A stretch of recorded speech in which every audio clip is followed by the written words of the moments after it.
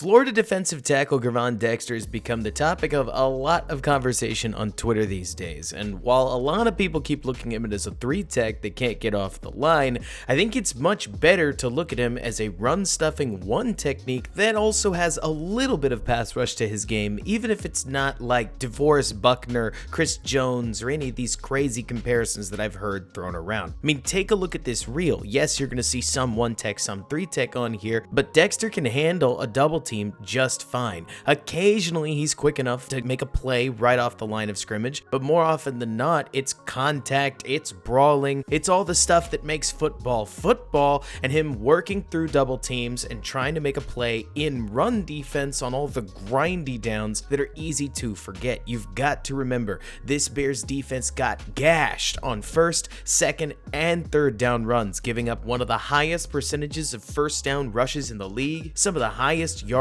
per carry, and the most rushing touchdowns. They need a brawler in the trenches, and Dexter does that before we even get to the point where we talk about his pass rush. And also, since you're looking at almost 30 snaps, you can get a sense for even on the plays where he gets off fairly slowly, he's still able to stand up and make an impact in the run game. It's the pass rush game where that get off problem really hurts him. But if you're looking at Gervon Dexter to be one of your primary pass rushers, I personally think that's just a poor plan on your defensive line. He's a run stuffer. Think Grover Stewart from Indianapolis, Eddie Goldman if you're really looking for like a Bearsy comparison, even though Goldman and Dexter are almost 25 pounds different, but a run stuffer that plays in that interior spot. There's more to this pick than just a run stuffer, but we'll get to that in a second. As far as Dexter's pass rushing goes, the 2 most important things to know are that 1, right now he is living entirely off of athletic ability. You can see that there's not a ton of hand usage,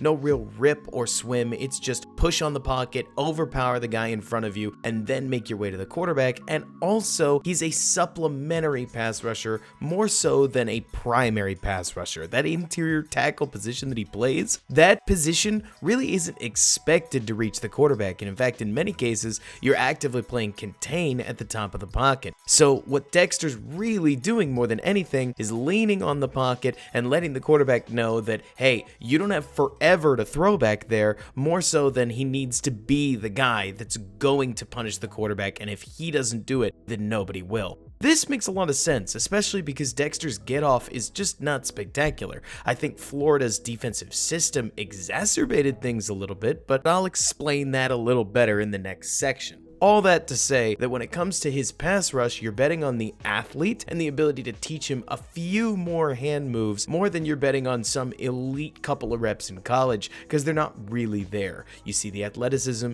you see those flashes, you see what it does within the pocket, but you're not expecting a superstar. Now, it wouldn't be a Gervon Dexter breakdown if we didn't talk about his get-off problem, and by that I mean how slowly he seems to come off the snap and even sometimes not beginning play for what feels like a half second to even a full second after the snap. And as Poles famously said, Gervon Dexter was taught to read and react at Florida, but this isn't an issue on most snaps. It's just some of these really bad ones. So let's go over one of these from his Tennessee game, and we'll see if we can't pick apart what's going on. As you can see, definitely he comes off the ball slowly and isn't able to make an impact. So what's he looking at, and what frankly triggers him reacting off the snap? Well, based on the little line that we can see on Florida's helmet, thank you Florida, we can tell that he's not looking at the ball. In fact, most of these guys aren't. 21 happenstantially is, but 12 over here definitely isn't, and neither is Gervon Dexter. Is he looking at the guard? Is he looking at the running back? Is he looking at the tackle? It's hard to say. But when the ball is snapped, really pay attention to how slowly these 3 move off the snap. See, the ball gets snapped, and they sort of adjust their feet, move a little bit, the running back barely moving at all. And Dexter only finally gets up after 21 and 12 begin to move. Well, based on what I'm seeing, Dexter may very well have poor reaction time. That's okay, he plays defensive line. But also, he's reacting when he sees those in front of him react. See, 75 really moving out of his stance once he plants his feet right here, and then Dexter seemingly reacting to that. So I'm not saying that once Dexter's able to just watch the dang ball, that things things won't still be poor from time to time, but I do think they're going to get better. Better's going to carry a lot of weight for me, but I think this read and react system did not work for Gervon Dexter and exacerbated a problem beyond where it should have been.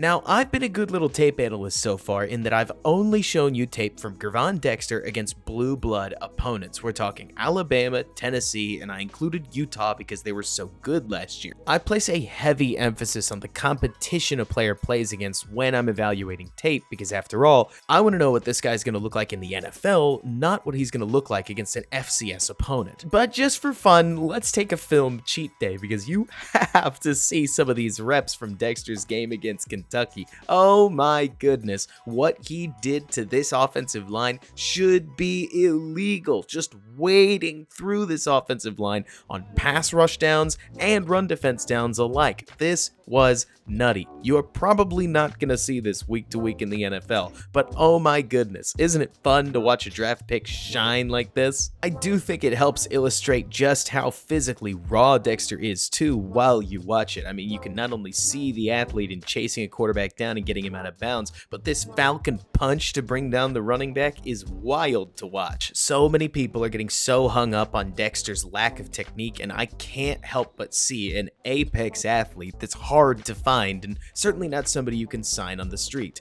I've come to really like this pick. I mean, once you get down into the 50s, a lot of the premier first round talents just aren't there anymore. So taking a shot on an athletic project is more than fine by me, and I'm really excited to see how he develops in Chicago. And no, it certainly doesn't hurt him that I've developed a soft spot for one techniques and would love to see a run stuffer in Chicago that can apply a little bit of pass rush as he becomes a piece of the puzzle rather than the whole pass rush package. If you like this video, please give it a like. You have no idea how much every little interaction helps the channel. Sub for more. We're trying to release things once, maybe twice a week. Got some really good stuff coming as we get closer and closer to training camp. And until next time, folks, thanks so much for hanging out with me and have a great rest of your day.